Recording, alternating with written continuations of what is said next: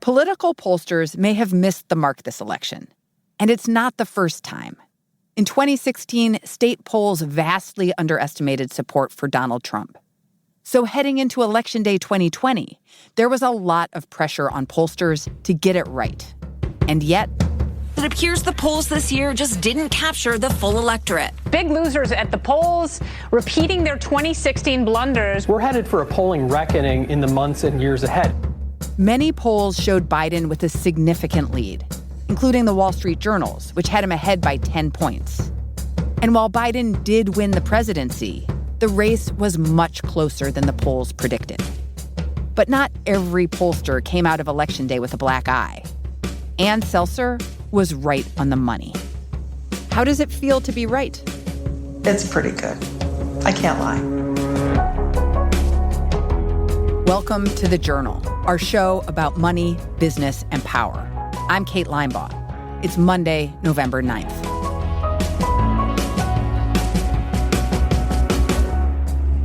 Coming up on the show, a conversation with Ann Seltzer, the Iowa pollster who got it right.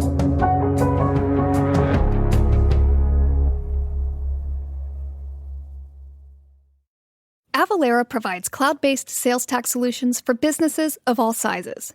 Avalara automatically integrates with more than 700 ERP and e-commerce systems, likely the systems you use today.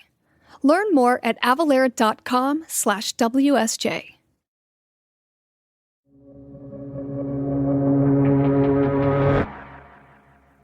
Ann Seltzer has run the Iowa poll for the Des Moines Register since the 1990s. Can you tell us about the poll you run for the Register on Iowa? So the Iowa poll has been in existence since 1943, and it has pretty much been the same since its inception. It's a poll of 800 Iowans, interviewed for 12 minutes normally, close to an election. And what we want is for every person who is in our universe to have an equal chance to be contacted by our poll. Over her career, Ann has earned a reputation for releasing polls that cut against prevailing wisdom. And often she's right. This year, it happened again. Going into the election, most polls were showing a tight race in Iowa.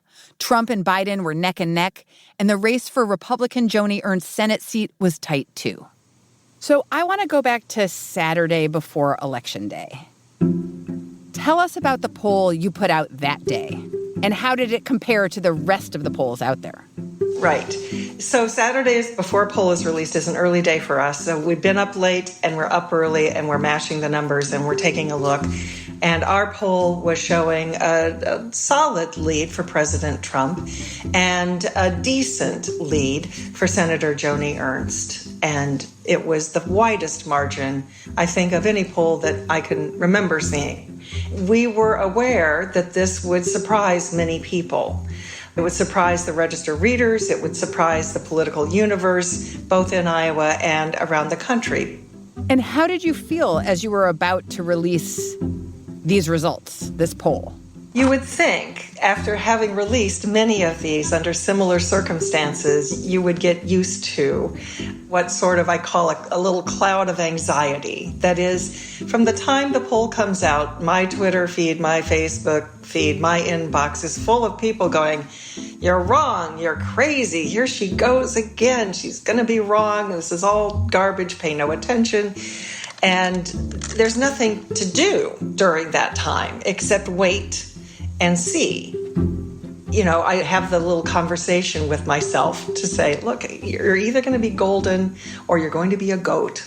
And just be ready either way. How close were you to the actual results? We were very close. I think we hit the presidential race kind of right on the head. We also were showing that Senator Ernst won, and I don't know that we hit that margin exactly right, but right enough. Joni Ernst was winning in one poll the weekend before, and she won handily in the end. Trump winning Ohio by 7 points and Iowa by 6 points above what polls predicted. Well, I say I'm going to be golden or a goat. It's better to be golden. Yeah, right. As the results came in from Iowa on election night, some who had questioned Ann's poll took it back. former Obama advisor David Axelrod tweeted, quote, "She was right, I was wrong." My Twitter feed and my Facebook feed kind of light up with all kinds of people, some famous names who are, bothering to comment and check in. And some of them send me personal emails. It's pretty good. I can't lie. I kind of tease myself that I'm the outlier queen. Anne was right. But why? It comes down to how she approaches polling. Her philosophy, if you were to sum it up, is don't pay attention to the past. She says polling should be about what's happening now. When you bake past assumptions into your data, you miss what's new. So I call my approach polling forward. There are many polls that include, in the way they're going to define likely voters or the way they're going to weight their data, something that happened in the past.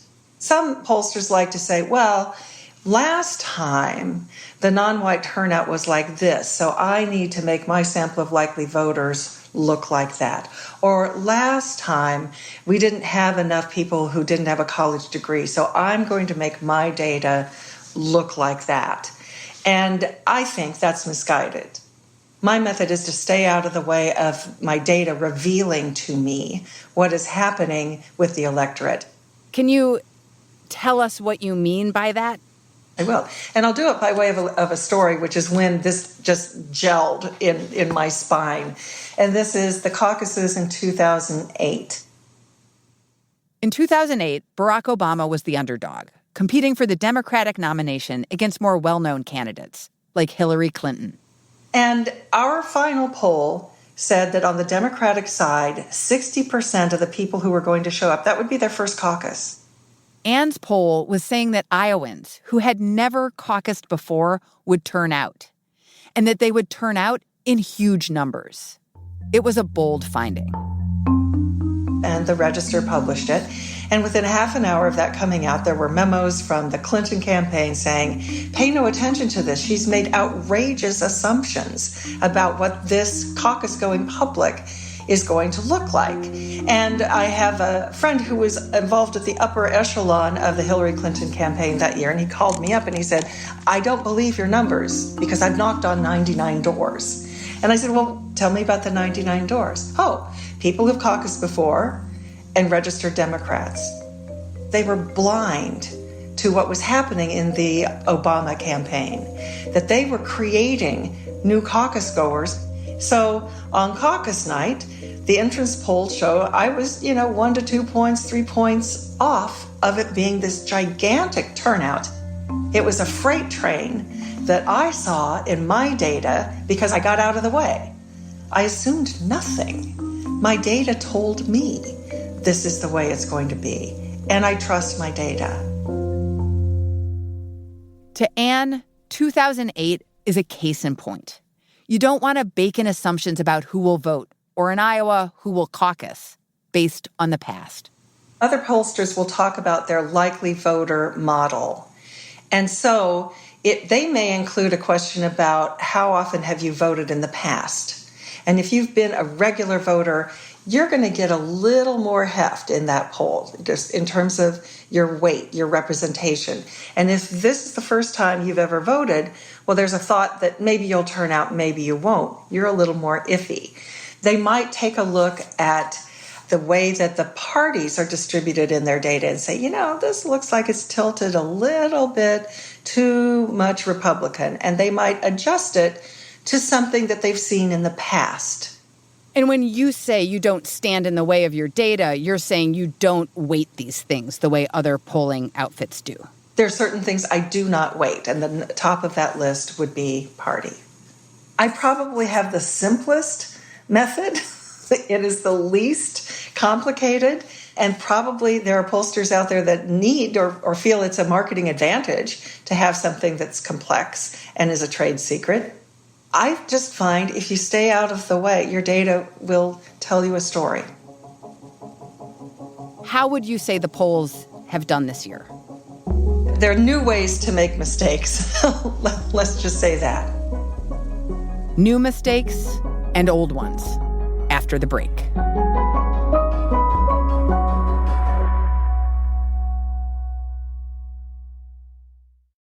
Avalara is known as a pioneer in sales tax automation. Since 2004, Avalara has been providing cloud-based sales tax solutions for businesses of all sizes. Avalara automatically integrates with more than 700 ERP and e-commerce systems, likely the systems you use today. Find out how your business can save time and reduce risk at avalara.com/WSJ. That's AVALARA.com/WSJ. Avalara. Tax compliance done right.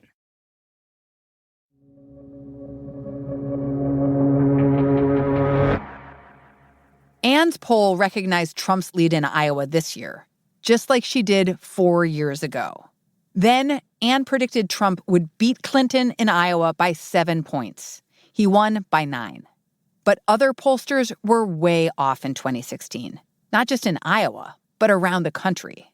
And that spurred a reckoning in the polling industry. The error last time was not enough what I will call high-quality polling in the 3 key states, Michigan, Wisconsin, and Pennsylvania. When I say it's not quality polling, these were people who either had a sampling method that didn't include everybody, or they had a panel of people who said, poll me, I agree to be polled. And once you have that, then it's hard to say you have an accurate cross-section of this ultimate universe. Polls where people opt in, by definition, aren't like the random ones where pollsters cast a wide net. But Ann says this time around, those states had a lot of high-quality polls, so they didn't repeat that mistake. I think one of the things that is hard for the general public to understand and therefore accept is that things change. And as you get close to Election Day, the speed of things changing is ever greater. It's difficult for a pollster to, with perfection, to identify exactly a cross-section of who's going to show up on Election Day because people are deciding whether they will vote or won't vote all the way up to the end. And it isn't so much necessarily that people are changing their own mind, but they might be convincing a neighbor to come vote with them. Or they drive by their voting site and there's not a long line. They go, oh, I guess it won't be a bother to go vote. It's the last minute deciders that's very hard for a poll to do very well. Whether this election will set off a second reckoning for pollsters is still TBD. But pollsters agree that their industry is facing a bigger challenge that strikes right at the core of what they do: how hard it is to connect with a random sampling of people. It's a problem that's been brewing for decades. So when the Iowa poll was first invented by George Gallup, it was drawing a sample of intersections and sending a map to mostly housewives around the state and go and knock on this door. So turn left and knock on the third door on the south side and gathering data very personally. When telephones became the method, and this is in the late 70s, it's later than people might think, here's this huge advantage of this technology, which for each household, one phone number. And if you know the phone number, you know where they live, pretty much within a tight area because of the way area codes are assigned and the way telephone prefixes were assigned. Well, this is a beautiful thing.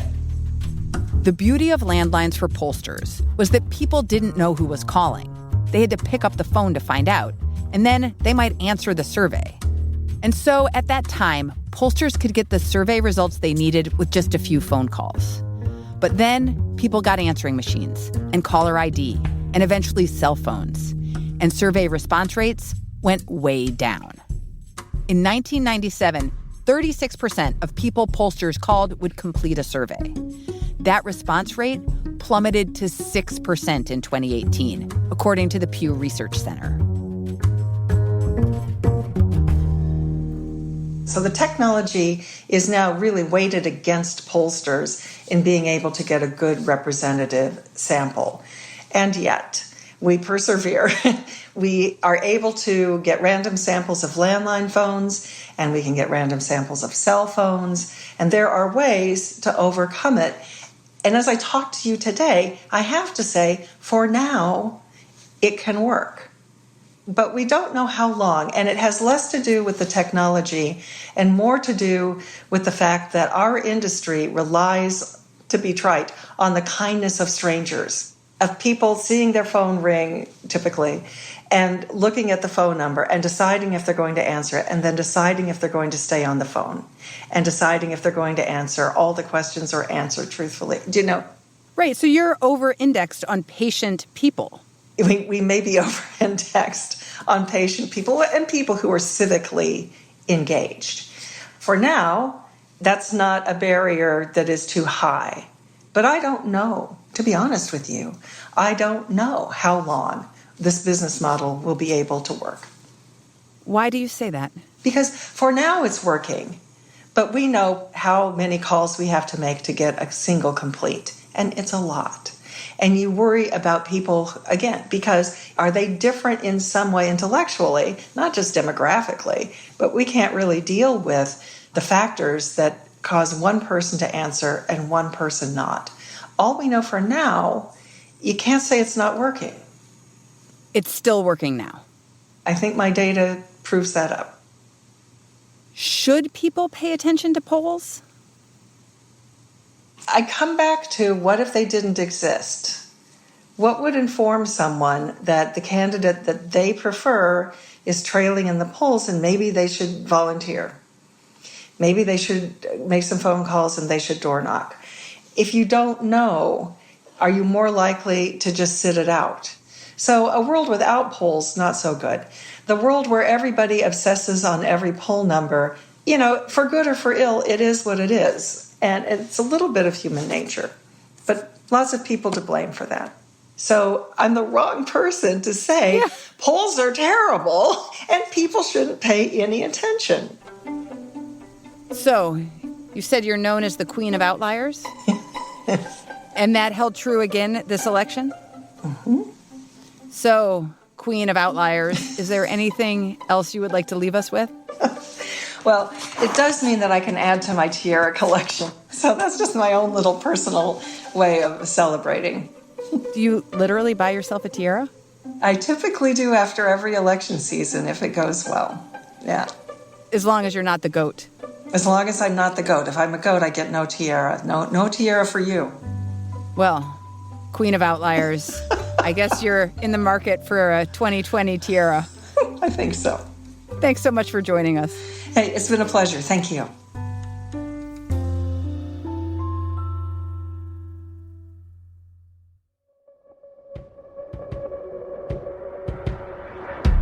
That's all for today, Monday, November 9th.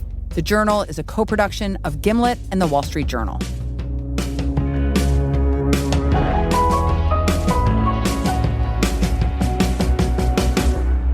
Thanks for listening. See you tomorrow.